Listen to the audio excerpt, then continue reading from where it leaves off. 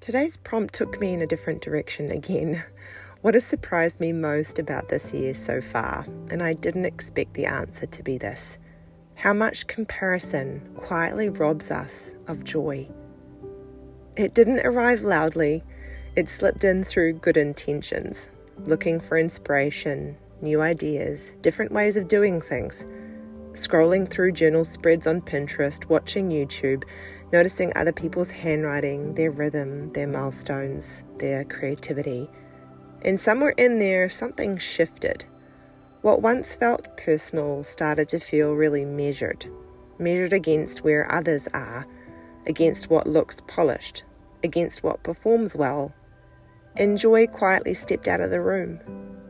I felt this as a creator too, that pull to feed the algorithm, to watch the numbers, to let engagement decide whether something actually mattered. And what surprised me the most was how quickly that stripped away the simple pleasure of creating, just for the sake of creating. Not because anything was wrong, but because my attention had moved outward.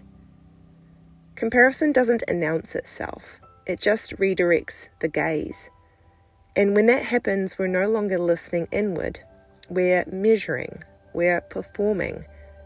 That's when I started thinking about this more deeply, about balance, about how easily inspiration turns into a yardstick. And that's when this image came to me. A little girl reaching for a toy on the counter, stretching upward, just out of reach. Only then do you notice what's already beside her, on the ground, within reach, a toy she already loves. And suddenly the metaphor feels clear. Nothing is missing, nothing needs replacing, but attention has been pulled elsewhere. That's what comparison does. It convinces us to reach for what's out of reach, while forgetting to enjoy what's already ours. I wrote down the quote while reflecting on this: the fastest way to kill something special is to compare it to something else.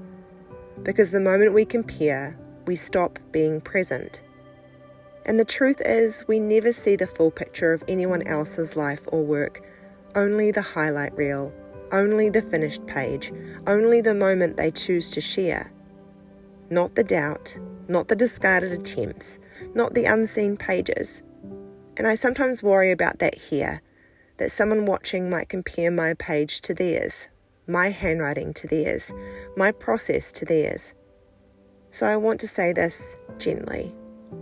How you do the thing is not as important as that you do the thing. And if that thing is inward reflection and growth, then that is the important thing. This isn't about doing it beautifully. It's about doing it honestly. Before we finish, you might like to share this with one person you care about, someone who might be looking outside of themselves for milestones or measures that just don't quite fit. You don't need to explain why. You could simply ask, what stayed with you? What didn't? Not to agree, not to fix anything, just to talk. Because it feels like these quieter conversations, these reflections, not only with ourselves but also together, shared slowly and honestly, are how we find our way back to what we already have.